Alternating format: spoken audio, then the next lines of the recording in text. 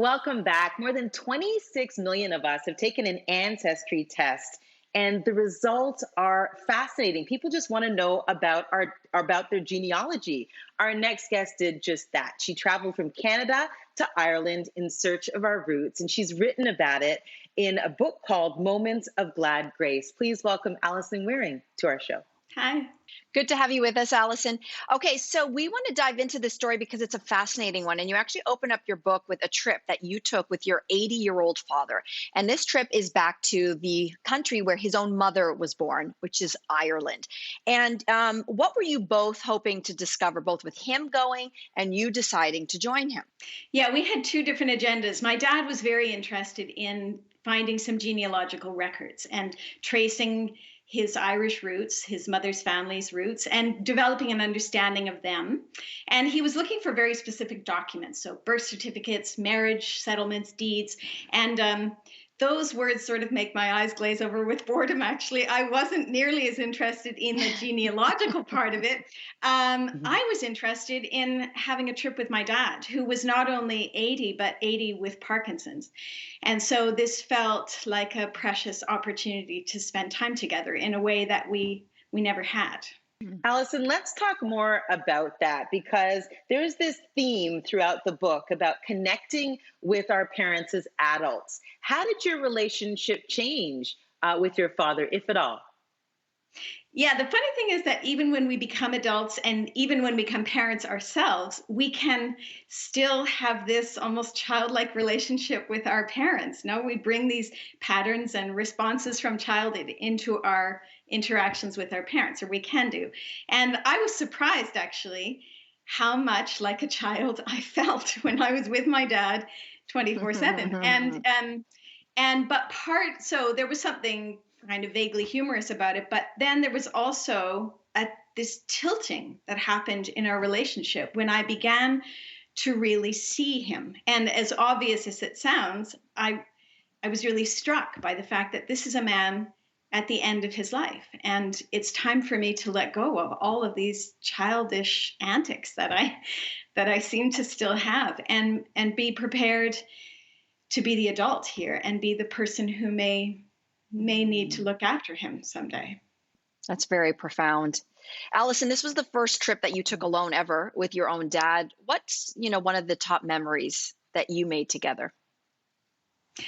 Yeah, I used to think of memories as being needing to be these kind of grand and significant events or moments, no? And one of the things that I discovered on this trip was that our lives, this is again so obvious, but our lives are made up of actually small moments, seemingly insignificant moments. But if we choose to be present in those moments, I mean, really present, so giving someone our full attention without expectation or judgment or commentary of any kind, but just to be with them, this extraordinary thing happens, which is that an otherwise ordinary moment becomes almost transcendent.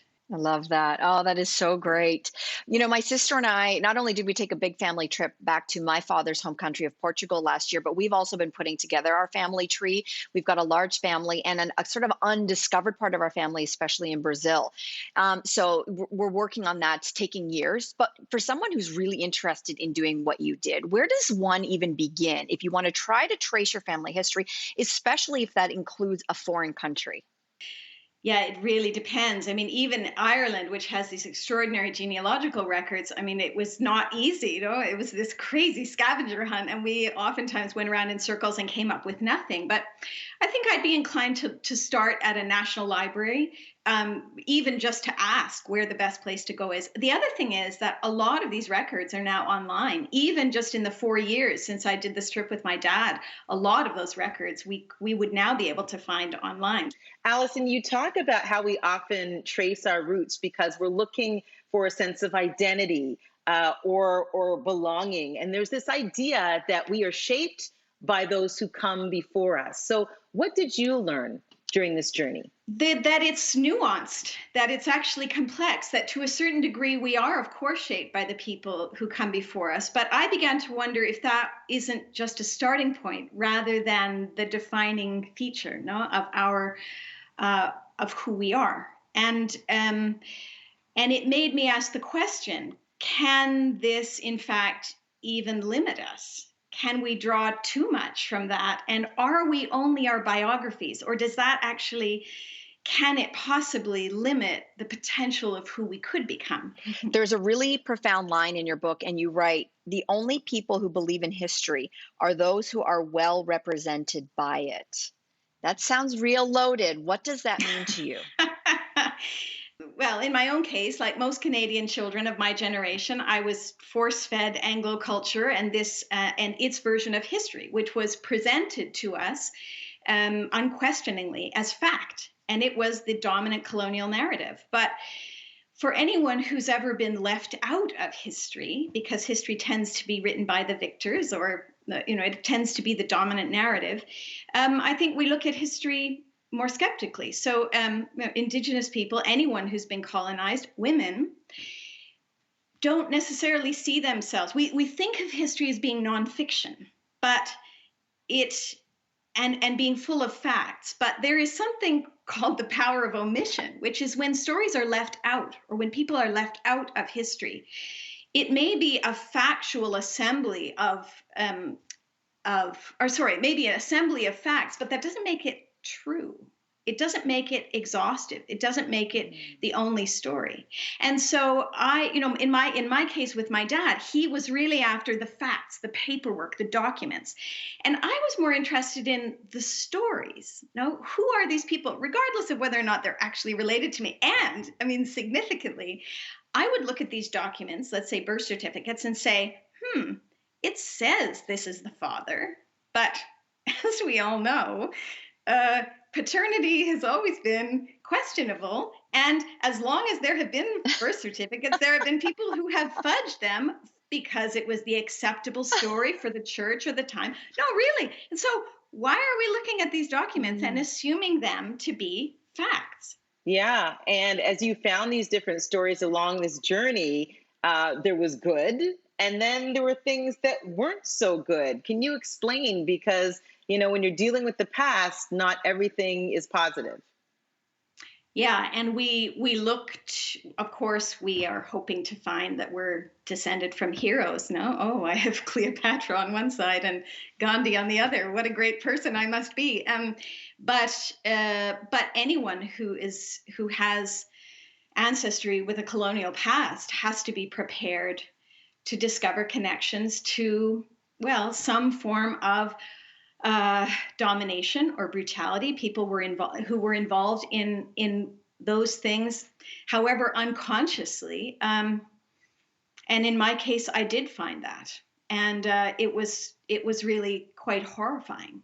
I didn't want to be descended from a person that I found quite accidentally had a connection to the residential school system of Canada, which, as we all know, forcibly removed children from Indigenous families. And the legacy of that abuse and horror is still being played out generations later. I didn't want that history. And actually, the first thing I thought when I saw it was, I'm never telling anyone this. I'm burying this as far down as it can go.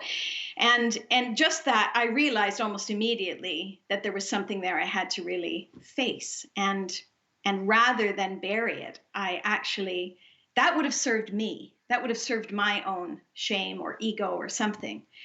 But if we're serious about facing our history, then I realized I actually not only had to face it, but take responsibility for it. Thank you for sharing that, Alison, because that is so, so very important and so eloquently put. I have to tell you, I so badly want to trace my family history, specifically my paternal grandfather, who has Chinese roots.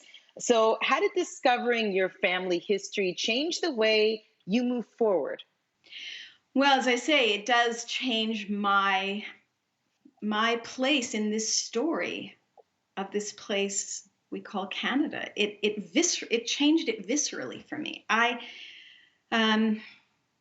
It also made me it also made me ask these broader questions about, okay, so what do we do with that? And are we our biographies? Are we the people who came before us? How much of those people do we carry, and what do we do with that? And part of my response to that was to write this book.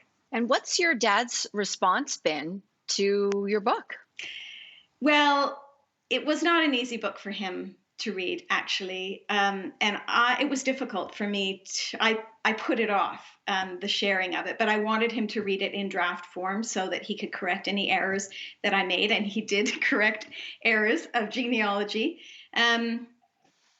But he also appreciated the affectionate portrait I'd drawn of him. Oh my goodness, we have been there and back with you. Alison, what a fascinating conversation and taking us into your journey. And we want to tell everybody that your book is called Moments of Glad Grace. What a great time to do this, sit down with your book. And thank you for sitting down with us today, Alison. Thank you so much. I appreciate it. We'll be right back after this.